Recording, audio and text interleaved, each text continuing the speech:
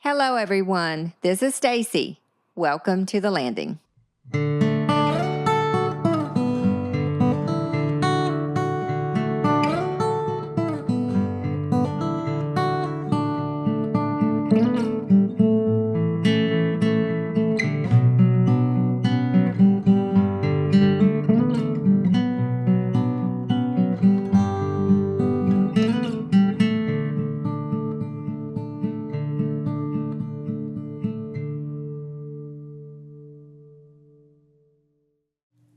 Hello, everyone. May has a fifth week, and this year, every fifth week, we will be spotlighting an oral tradition from the Core Sound Waterfowl Museum and Heritage Center's Oral Tradition Collection. Today, you're going to hear from Mr. Roy Willis from Stacy, North Carolina. Mr. Roy was recognized nationally as Core Sound's knowledgeable waterfowl historian and collector of decoys and hunting artifacts. He definitely was talented as well as a carver, and chopped them out the old way, as he would say. Like his father before him, Mr. Roy continued the tradition of hunting, carving, and collecting decoys, taking notes and gathering facts along the way. I hope you enjoy Mr. Roy as much as I did. Wednesday, December the 15th, 2010. My name is Connie Mason. This is an oral history interview with Roy Willis. And thank you, Roy, for coming in today. I really appreciate it. It's a real good duck day, isn't it? Yeah, it's cold enough. Tell me a little bit about yourself, basically where you were born and your mom and daddy's names and where they were from. Well, I was born in Stacy, North Carolina, 18th of December, 1932. Oh my gosh, it's almost your birthday. Happy birthday. My father's name was Eldon Willis, and my mother's name was Lina Helen Mason Willis. And we're kin. Yeah. All Mason and all Willises in this area. If you'd go back far enough, you That's right. trace it back. Trace it back to where you came. Now, Roy, you grew up in Stacy, and what did your daddy do for a living? Well, when I was growing up, he was a fisherman. We done all kinds of fishing, clamming, mulleting in the summer, peeler crabbing, soft crabbing in the spring. In the fall of the year, they were fishing. Sometimes in the winter, they'd be oystering. Just all types of general work as a fisherman. He got involved with hunting too, right? Yeah, he was a hunter. I mean, they did this was their sport, his pastime. He was also a decoy maker. He made decoys to hunt with. They sold them to other people. He was born in 1908. May the 20th, and about 1922, when he was 14-year-old, he started making decoys. And he made the decoys on his own, and in 1926, he partnered up with Mr. Elmer Salter, and they made decoys until 1964. Mr. Elmer passed away, and then he recruited me to help him. And I started working with him. How old were you? 32, 1964. We were together for 17 years until he passed away, and I continued on making decoys. When I started working with him, we were selling decoys for $1.25 a piece. And now the wood to make one will cost you $15 to $20. Times have changed. Just a little bit. And, you said he made decoys and people. I mean, you didn't advertise or anything, did you? It was just a word of mouth. Mm-hmm. Most everybody down east, Beaufort, you might say, a lot of people knew each other, knew what was going on. in each community. They just, by word of mouth, that's how they knew what I could do. Mostly local folks that would come by? It was mostly local. A few sports that come in the area to hunt in the various hunting clubs, they would stop by. I started going with my father about 7 years old.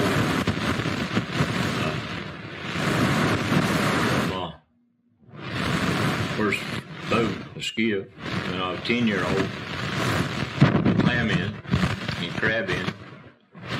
And when I was 10, 12-year-old, during the summer, of course I went to school in the winter. In the summer, I made as much money as Daddy did. That's great. After I got out of school,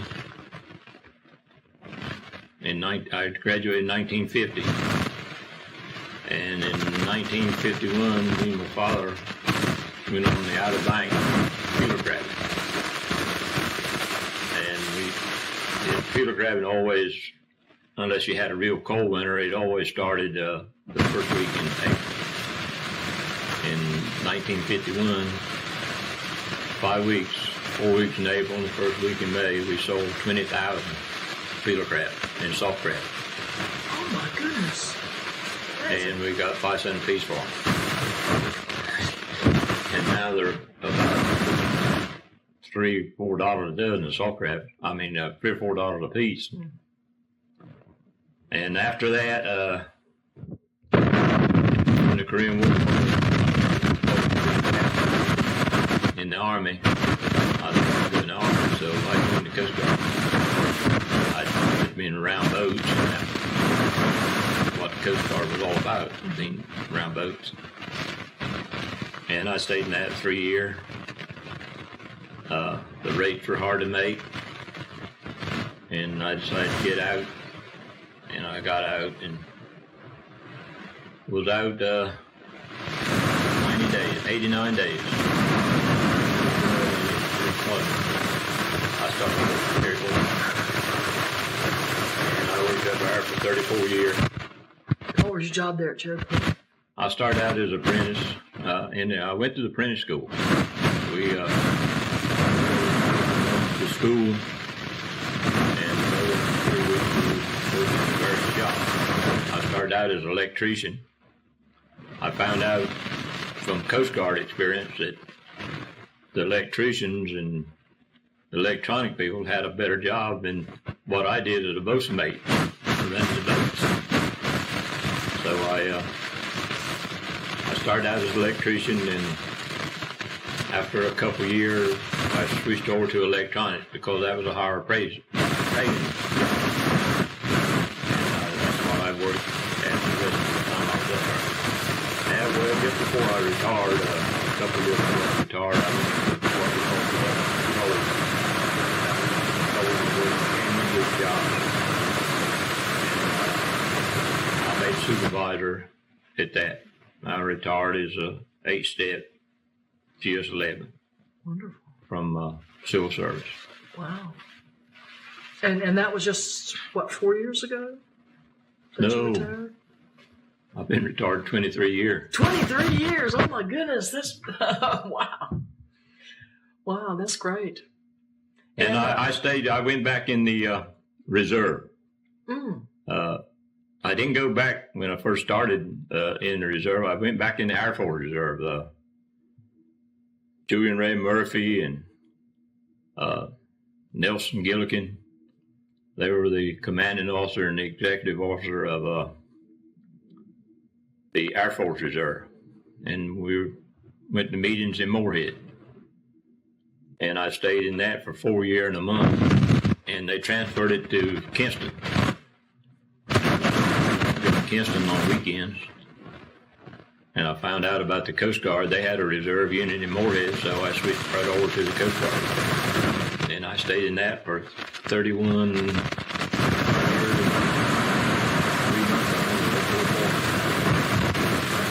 Quite a service record then. Well, I had reserve and regular time, I had 38 years and 4 months and 27 days. Wow. That's incredible. I retired out of that. So I'm what they call a triple dipper. When did you start making? You had your service time, and when did you ever quit after that? I mean, No, I made decoys right on since I started with him in 1964. Mm-hmm. I just worked with him for 17 years before he passed away, and then I've continued on. Mm-hmm. Do you use his templates? I mean, did he have templates or anything? Or we had patterns drawn out on shoe boxes and lids and stuff, cut out just paper, and I use them. I make them just like we did, very similar. He was probably a little bit better in his shaping than I am, but the decoy, but they're pretty similar. I did most of the painting when we were making. My job mainly was to sand and paint. His job was to chop and shape. Mm-hmm. Now, you started the miniature decoys, didn't you? Because you and your dad never did miniatures, right? No, we made miniatures. You did too. You did. And him and Mr. Elmer made miniatures. Yeah. So they were even selling for decoration even then? Yeah. Back in the 50s and 60s. Uh-huh. Yeah, they made miniatures. How about that? They made I reckon what you'd call about a third of the regular size. I make smaller ones than they did. They didn't make the small ones like I'm making. Mm-hmm. But me and my father did. We made small ones. How about that? Well, I didn't realize that the decorative market had come into play by the 50s. That's interesting. Yeah, they were, well, people just use them for set on what's not stand on top of a television or something like that. Mm-hmm, mm-hmm. Well, they're beautiful. I've got several. I've got one that my father and Mr. Elmer made, one miniature. I've got quite a few that me and my father made that I've kept, and they didn't paint it. I got a fellow I work with at the Cherry Point, Paul Smith. He painted it. He was like the dabble in artwork, and I saw he was a pretty good painter, so I got one from him and carried it up there, and he painted it for me. That's great.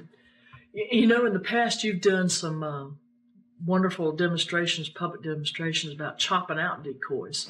Tell us a little bit about that. Well, I worked here for the museum whenever they got a tour group coming in, or a group of school children. I'm usually the one they call. There's a few others decoy cars at the time, but they call me quite a lot. Because I was here a couple of weeks ago.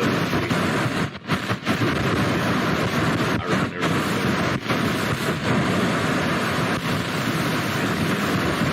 couple of weeks ago. They had 80 hamlocks, and they broke them up into 4 groups. So I talked to each group. And I just, mainly when I carve for a group like that, I'll just bring a small one in. Because I make the miniature just like I make the full size. But when you chop them out now, you're just using an axe? Use a hatchet. A hatchet? Well, it's actually a camp axe that I'm using. Just a small model. Mainly he used hatchets. It's just a little bit different, but you can do the same thing with it. So you chop out the rough form with a hatchet? Yeah. Well, most of the decoys they made, he would just take a log, cut it off 12, 14 inches, or whatever size decoy he was making, and chop it to the shape of the decoy. Now I take a pattern, and me and him did the same thing a lot. We take a pattern and saw out of the shape of a decoy. Mainly what we do now is just around the edges of it and get it a little more shape. Whereas he would take a log and just chop it into the shape of a decoy, give it to Mr. Elmer. And Mr. Elmer would put in a wood vise with a draw knife and sand it off. Well, he would slick it off with that. He wouldn't sand it. They never did sand the bodies on their decoys. That's one way of telling how they made them. Really? And who made them. They never used no sandpaper on the decoy body. Now, when me and Daddy started making, I used sandpaper. We would take a sheet of sandpaper, and nail it on a little square piece of wood, and just put it in the wood device, the decoy, and stand there and shape it, sand it off with because I couldn't do like Mr. Elmer did with the draw knife. Mm-hmm. That was a lot of skill, too, with the draw knife, wasn't it? To slick them out like he did. I mean, you had to look good sometimes to see the marks in them were, Wow.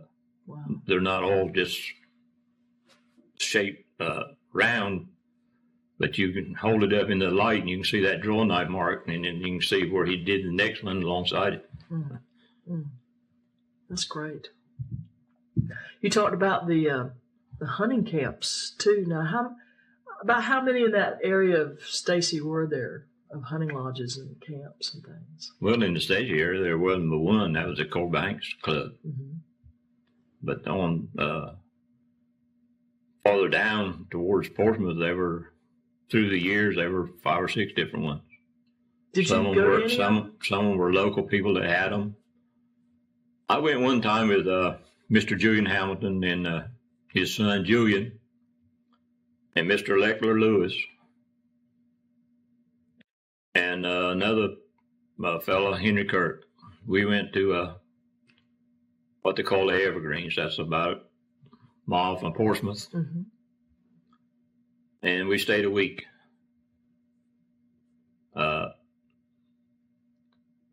It was the prettiest time it's ever been all that week. Slick, calm. We done more oystering and cooking than we did hunting. That sounded like a good time to me. We were going to come back on Sunday, and there were a northwester blew up, and it was on the Sunday it died out. Saturday it died out, and it got foggy, so we stayed extra day Sunday, and we decided to come back up the sound on Monday. And Sunday night is when the northwester blew in, and I saw more geese on the way back. They were flying towards the beach, and we were on our way home. And I think we killed I don't know, several ducks, and might have killed a goose or two, but we didn't have a very good trip as far as hunting. But to me, it was a memorable trip because of the people I was with. Yeah. Mr. Julian Hamilton and Mr. Leckler Lewis were 2 well-known people. They called him Leck Lewis, didn't they? Yeah. His name was Leckler. Leckler. But everybody called him Leck. And my father had hunted with him through the years also. So that was the Evergreens. I've got some maps, and when we're finished, I'd like to get if you could pinpoint the location on the map for me, I'd appreciate that. And is there anything left of that, of the Evergreens? Yeah, I think the last I knew of it, I think Claude Wheatley Jr. And had a right into it or something. I think it's still there. Okay. But we also, me and my father and Mr. Elmer and Joe Pepper, another fellow from Stacy, and Mr. Elmer's son, one of his sons, Major Salter. We had a camp. We built a camp on the banks. Where about was that? It was what you might call right across from sea level. The end of the road there, they call it down where the fish houses are at. It was right, almost straight across from that. Okay. We didn't own the land. We just went over there and built it. Yeah. And when the Park Service obtained all the land, they burned our camp. Oh. So that was the end of that. Well, hindsight, they might have said, that's something we should preserve because that was the usage of the banks, the previous usage. But well, tell me what was it was probably pretty rustic, the camp, or did you? It was best I recall, it was about 18 foot long and about 12 foot wide. Had one front door entrance, and in the back, about 6 or 7 foot, we put a partition across and had 2 doors. We built bunk beds, three high on each side. And my bunk there were 6 of us, so my bunk was at the top bunk. And because you were the young guy, climbed to the top. And you could take a gas light and light a Coleman gas lantern in there, and that would keep that camp almost warm enough. How about that? You'd get up early in the morning and light the lights, and we had an old kerosene stove we cooked on, and you had to come out of that top bunk for the heat. How about that? It would feel good like on a day like today, wouldn't it? Yeah, well, the walls weren't very high. Probably the walls weren't over 7 foot high. Was it a flat roof building? No, it had an A-frame on it. Oh, okay. And how was it oriented? Were you at the? We built it right alongside of a creek. Had a little wharf right down to the creek. You just tie your boat right up alongside the dock. Step out of your boat on the wharf and walk 10 or 12 feet. You're in the camp. So it was on the north side of the creek, or south? Yeah, it was on the north side of that creek, facing south. And then we built a little shed on the side of it where you could hang your boots or. Put your decoys in there? No, we didn't put no decoys in there. We always kept them in a boat and bring them back and forth. But you could hang your oil skin jacket in there, raincoat, your boots. What kinds of meals did you have over there? Best in the world. Anything that you would eat on the Outer Banks. I guess it's from all the exercise you were getting. It always tasted better than it did anywhere else. We cooked. I remember one time we were over crabbing, and we cooked about 45 soft crabs for breakfast one morning. Oh my gosh. I remember another time we were over there, me and Mr. Elmer were over there by ourselves. Mr. Elmer he didn't do a whole lot of hunting. He wanted to look around the shore and find decoys or wood to make decoys. And I was out in our blind one evening.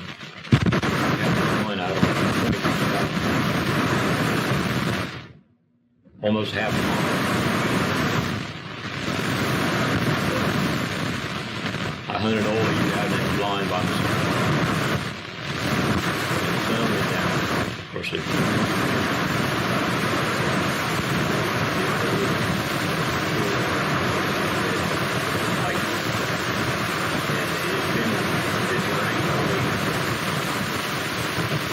about half wet. Good running around in the car and everything.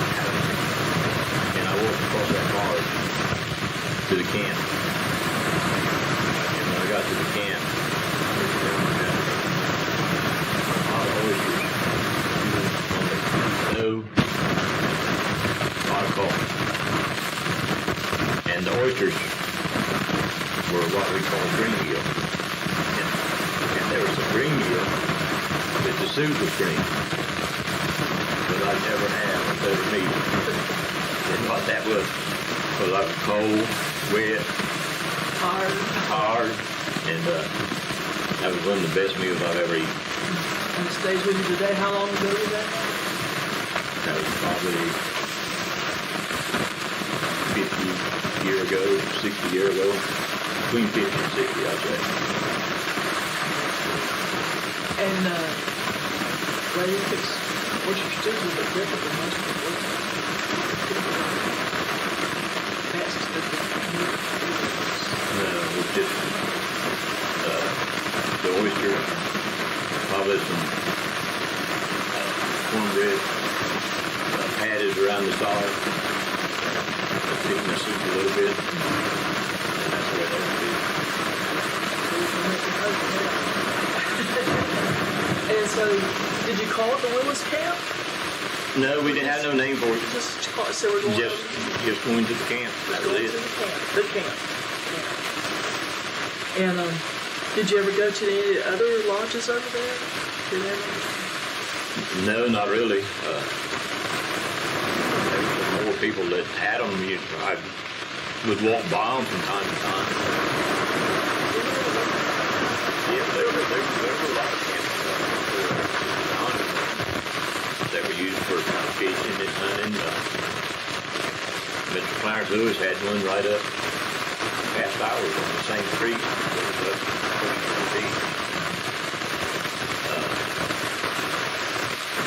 The Piner Brothers, they had one to the side. We were north of the Core Banks Club, and they had one south of the club. And then, of course, they were Sterling Dixon had a hunting camp and a fishing camp across from Davis, and Mr. Ammy Willis, he had camps over there that people would come down and they'd take them out hunting or fishing, whatever they were doing. There were a lot of camps at one time sprung up and down the beach. Mm-hmm. And did the women ever go over there to the camps, or was that solely McMahon's territory at that time? Well, they were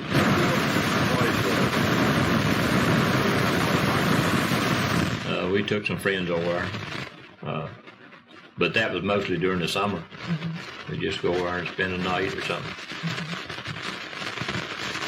And facilities like bathrooms, did you have outhouses, or did you just go behind a dune? Or No, there wasn't no facilities.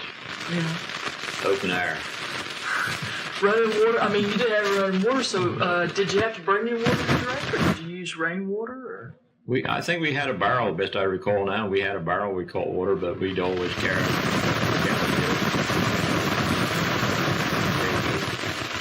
That wasn't very good to drink or anything. Mm-hmm. According to how long it rained, we always carried water. And we'd always have drinks, Pepsis and Coke. Mm-hmm. What did you have out? What did you take to the blind when you were going to stay a day? Carry a lard bucket.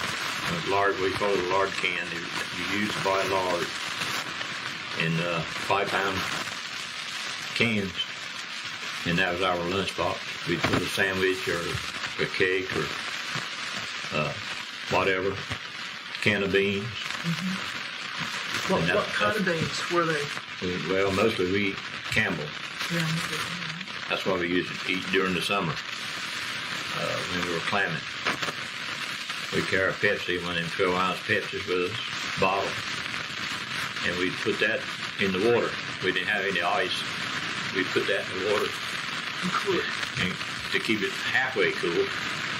And when we get dinner time, we'd work back up to where we put it at, and we'd sit on the side of the skiff and open a can of beans and have a little big biscuit, and that was our dinner. Sounds good. It was good. I'm amazed by the 42 soft caps for breakfast. That's a dream for a lot of people. That's kind of that's something you'll never see again, or probably never hear about it again. But I imagine that was good. And when we were mulls in days during the summer, we'd be at Mulleton. We'd come back aboard the beach boat. Most of the time, we'd go from the mainland to the Outer Banks. We'd go in a bigger boat. My father and grandfather, they had a 32-foot wooden boat. We'd go there, and of course we'd tow the small boats behind us, the skiffs we call it. And we'd go out of Mulleton or clamming. Sometimes if we were Mulleton, we'd come back to the boat, and we'd fry some others. And they were mighty good meals. That's not bad. And before that, we'd fry some cornbread fritter out and the mullets and cornbread. Pretty good eat. Did your big boat have a name? Or? Yeah, they named it the Hilton after me, my middle name. Oh, that's great. And who built her? Do you know? I'm not 100, but I think she was Mr. Amber's builder to Atlantic. Mm-hmm. But I'm not 100% sure of that, but I'm almost positive he is the one who built it. Right. It had a cabin on it? Yeah. And it had at first it had the little, what we call a doghouse. Mm-hmm. It's a little, I don't know, probably 3x3 little box that you put up at the front of the cabin, and you stood up and looked through that to steer the boat. Mm-hmm.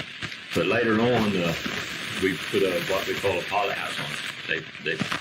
We used to sit back of the cabin, and of course it had seats in that and everything. And you could see over the top of the cabin. Yeah, you see all the cabin out of that. That's how they call those pilot houses.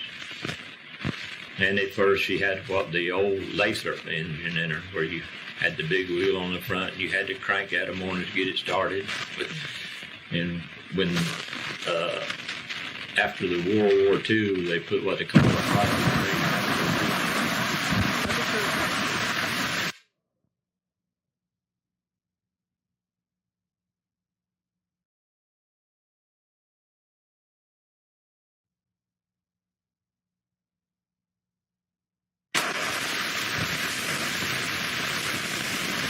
So the building had a Lathrop start there.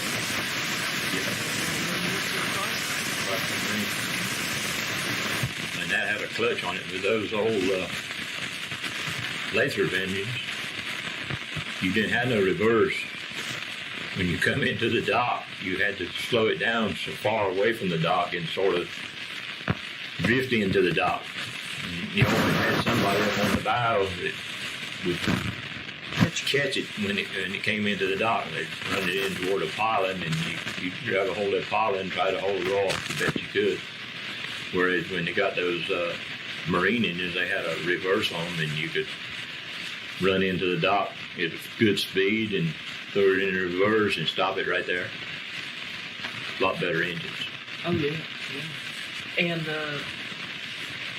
people just don't realize what skill there is in piloting a boat, do they? No, there are a lot. You got to know what you're doing according to where you're at, how strong the tides are running, how hard the wind is blowing. Mm-hmm. It all takes effect on docking a boat or whatever. Mm-hmm. What were some of the... Did you ever get caught out on the banks during a storm? Bad storm? We did.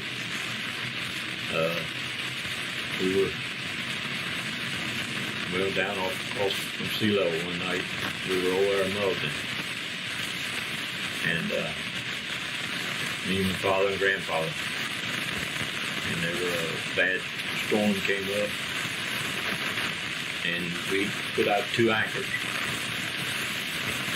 And it blew so hard that night that one of the people with the anchors that had the hook on it, we call it. It just been around the end of the anchor. And it straight back with the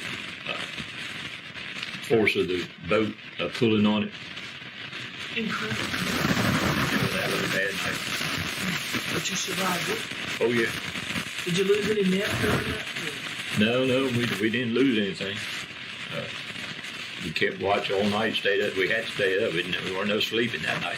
We stayed up in that boat all night, the 3 of us. And we would bail and pump out the boat, whatever it needed from time to time. What was your grandfather's name? Alonzo Willis. He didn't have any middle name, and my father didn't have a middle name. everybody called my grandfather Lunny. I guess he spelled it Lunnie, but that wasn't his name. His name was Alonzo.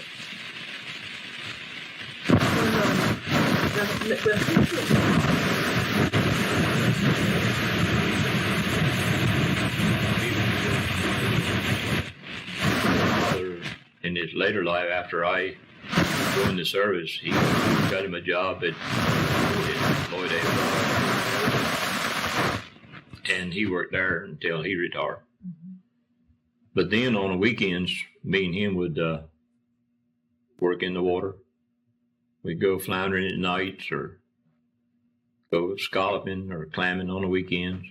Now tell me how you went floundering. I mean, tell me the process of going floundering. Well, the way we floundered, we had a Coleman lantern. And we built what we call a little bowsprit on the front of a 16-foot pole skip. And we put a little piece of wood over it to shade it from your eyes and just hung it down on the water. And we stood up on the bow of those boats, those skiffs, with a long handle gig, and we just pole around the shore, or not necessarily around the shore. Sometimes we'd go out wherever we were at. If there were some shoals we'd make out of them off from the mainland, we'd be out there, especially on the Outer Banks. Now, coasting mostly on the mainland, those shoals, it weren't like that on the mainland. It was just, you'd be probably 15 or 20 feet from the bank. Mm-hmm.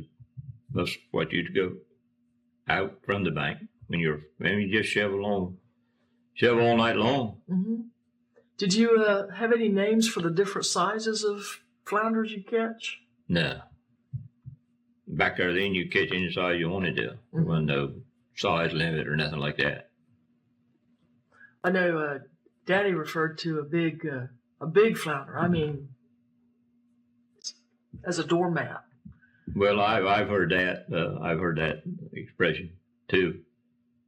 The biggest flounder I ever caught weighed 9.5 pounds.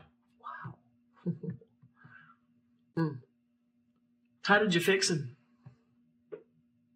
Well, we either fried or stewed them. Mm-hmm. They did them, and you could bake them. Some people would put them in a baking pan and put some Irish potatoes and onions on them, mm-hmm. and cook them in the oven. Mm-hmm. Now, can't do it today, but did you ever do any turtling? Did you ever eat turtles? I tried turtle 2 or 3 times, but I didn't like it. And there were some people would swear on it, but I never did like it. It was too gooey for me. I didn't like it. I've never heard it called gooey before.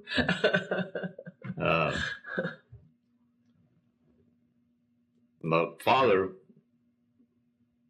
grandfather, especially my grandfather, he would like to catch these diamond-backed terrapins. Mm-hmm.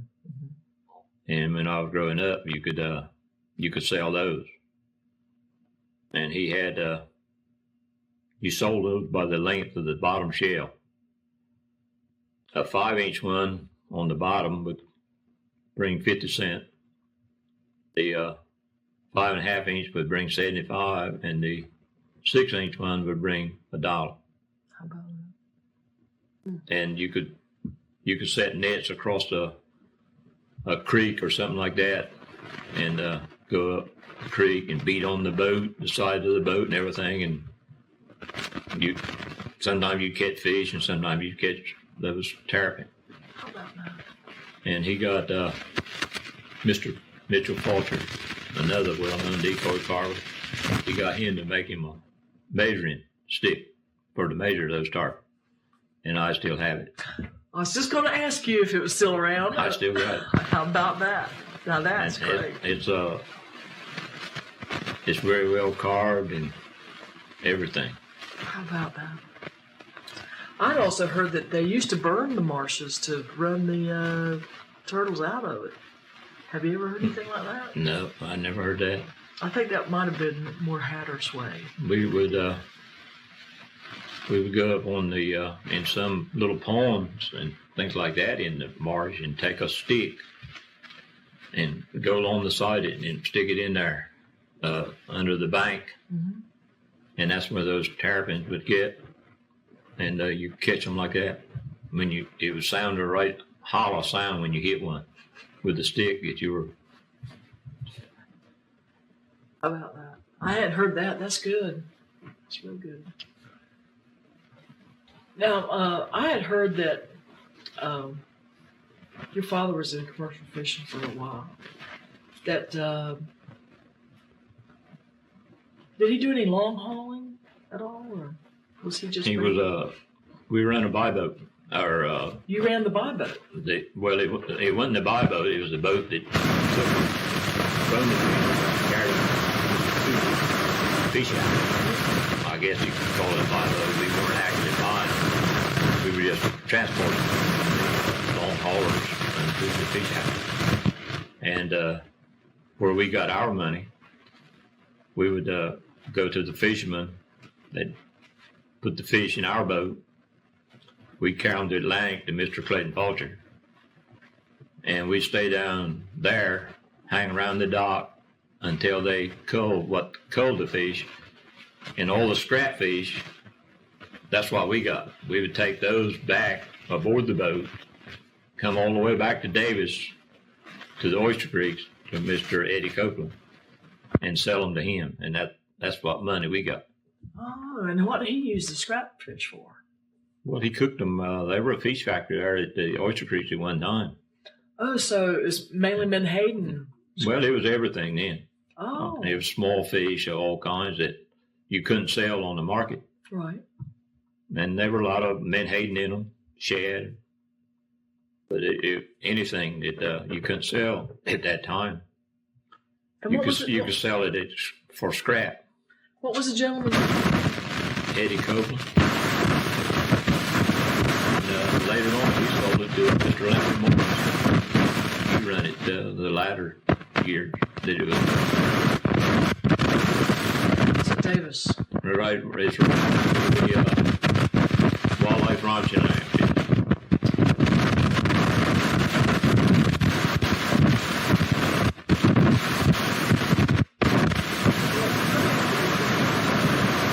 Asking everybody to come to it. And Parker.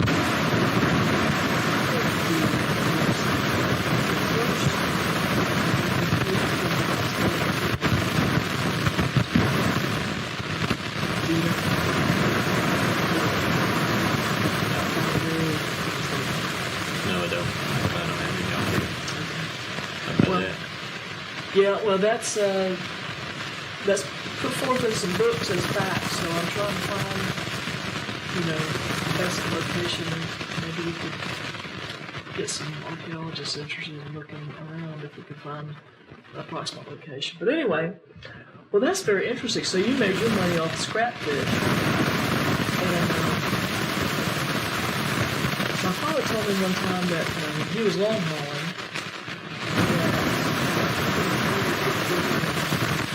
Draw from the hat which hole.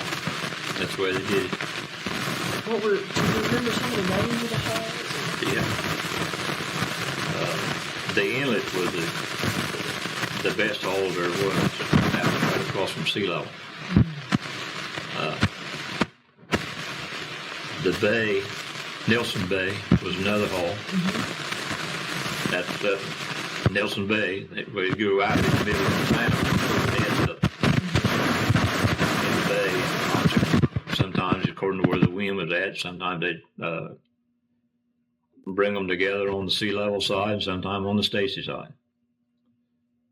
Then there were another hole was called Benny's Pound. Benny?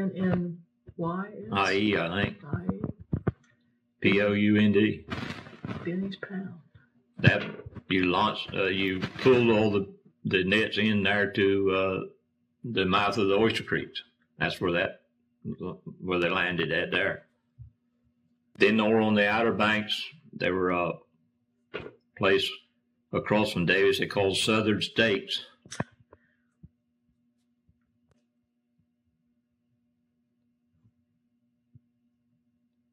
Well, that's great. You remember any more? And listen, after we finish this, not right off the top of my head now can I think of any more, but I'm sure there were.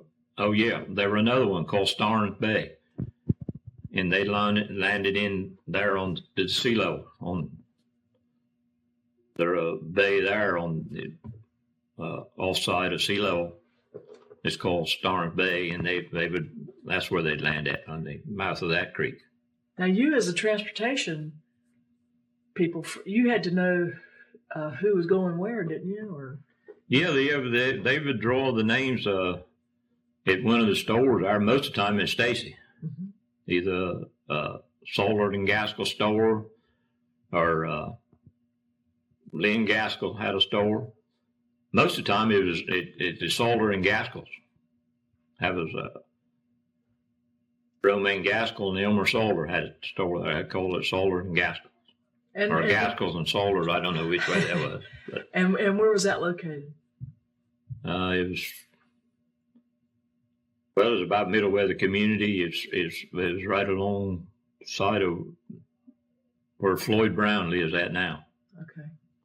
It burned down years ago. Mm-hmm.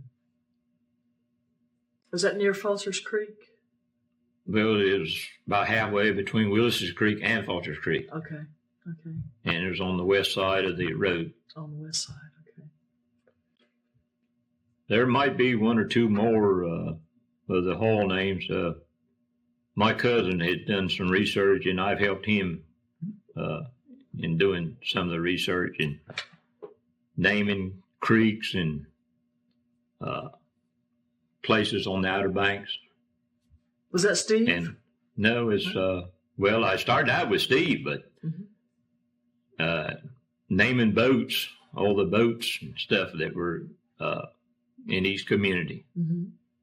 And I think the last I talked to him, he'd give the information here to the museum. That's probably. But my cousin, he wanted to do it on his own, and I've been helping him. Who's your cousin now? Dolly Earl Foster. Oh, sure. He lives up in Virginia. And he was supposed to get all this going and give me a copy of all the. I've told him, but I've never got no copy yet. He's a little slow in his recording all this stuff. Now, did he do a tape interview with you like we're doing today? Or? No, we just sat down and put it on paper. Okay. Well, now I'm sure we can get you a copy of this if you'd like. Yeah, it'd be all right. Probably need a lot of editing, but.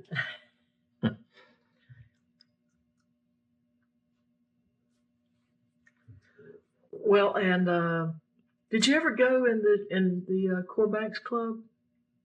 Did you ever go in there and see the? I've probably been in there once or twice. We've never really invited guests in to the club. We had two blinds right out in front of the club, me and my father and Mr. Elmer. And they were always feeding the ducks in their area, and they didn't like us profiting off of that. Profiting off of their expenditures. And we weren't in too good a standing with the club back there then. They tried to buy our blinds several times, offered all kinds of money back there then. And I told my father, I said, as long as we live, don't never sell those blinds. And we still got them. My nephews maintain them now more than I do. I hardly ever go over there anymore, probably once a year. Mm-hmm. But we still got the two spots out in front of the club. Did you ever put out any stake decoys, any of those silhouette decoys or anything? Or did you just use the 3D? Well, you couldn't use those on the offshore blinds, what we call offshore blinds. And I don't recall us putting them along our shore blinds. Mm-hmm. We had some blinds on the shore too. Mm-hmm. That's where you Yeah. You could use those. But we always had enough decoys that really didn't need it. Yeah. Well, talk to me about your beach blind. What was that like? Well, we had several different kinds. Some of them well, we weren't up on the beach. We were just on the sound side of the shore. There were two that we dug holes in the ground and built a box and put in the ground where you could hardly see it from 100 yards looking in towards it. So it was what size? We usually made our blinds 4x5 for every 2 people. We never did like to hunt with more than 2 people in a blind. It's dangerous. We thought of shooting each other, the middleman, and we just built them 4x5. Then there were plenty of room for 2 people. And how deep were they? About 3 foot on the front and 4 on the back. We'd put the seat across the back, and we'd break some myrtle bushes and just stick them around the top of the blind to conceal yourself. And when I pulled the maps out, I mean, did you have special places you put those particular blinds? Well, you'd want if you were on the shore, you'd want it on a point if you could get it, because that's where the ducks would fly more. You could see more water. You could see more water, like you say, and the ducks could see your decoys if you were out on a point. Yeah, that makes sense. And then what we call the stake blinds, the ones we had offshore, it really didn't make any difference. Then you just wanted a good place where there were grass and stuff that the duck would feed it. Have you been to Clayton Fulcher's place over there? Do you know much about? I never did go to that. It seemed one time I went to where Billy Smith had his camp down on the. I didn't go to hunting. I just went by it one time. I never did go to Clayton's. It seems really big and fancy. I mean, I've never been in it either, but I was just wondering if you'd ever been inside of it. Well, most of the camps weren't very fancy, I can tell you that. They were about as crude to just shelter is all it was. There were no luxury. And that was a luxury just to have shelter over there. Yeah. Well, listen, Roy, I want to really thank you for your time today. And I think I could talk to you probably 2 or 3 days because you know so much. And maybe you'll allow us the luxury to come back and talk to us some more later. Would you mind doing that? No. Well, you certainly I do most anything now anybody wants. Anybody asks me to do, that's what I do. Well, just a final thought. Tell me what living on Core Sound has meant to you and the Banks, if you can. Well, I think it's one of the better places that you could ever grow up and live. It's a way of life that it's for an individual. I mean, it's according to what you like. If you like to be in the city or if you like to be in the country, I like to be in the country. I like to be able to do what I want to do, go where I want to. But all that is changing now. There are too many rules and regulations. And everybody thinks it's all for the best, but everything's getting worse and worse all the time. So it's just like fishing, hunting, or anything else. I still hunt. I do very little fishing anymore. I maintained a fishing license when I first started. You didn't have to have any license. You could do anything you wanted, catch as many as you wanted to. They started license. That was the first thing. I kept them. until they come out with you had to buy another license, $400 or $500 or something like that to sell what you caught. And I give my commercial license up, and I hardly do anything anymore. I've got a lifetime hunting license, and I can, if I want to go hook a line, and I can hook a line with that, and I can catch 100 clams, I think, or a bushel of oysters, or half a bushel, whichever that is, and that's all I do anymore. Right. But I've enjoyed my life. Never had a whole lot of fancy things, but I've been comfortable. Well, Roy, thank you. I think you're a blessed man, and I appreciate you coming by and talking with us today. And I'll talk to you later. All right. And I reckon my wife has too. Miss Ina. Yeah, I guess she's put up with a lot. What most wives do. I don't think she's any different from any other wife or any other husband. We've enjoyed it. We've had a small house we live in. It's big enough for two of us. And most people now, they got to have a 14-room house for two people. We've got a 4-room and a bath. It's plenty big for us. That's right. Thank you for joining us again to The Landing. This podcast is brought to you by the Core Sound Waterfowl Museum and Heritage Center. I am your host, Stacy Davis Basden, and today's podcast was produced by April Davidson. Tune in again next week as we continue remembering, sharing, and learning together. Until then, stay safe and be kind.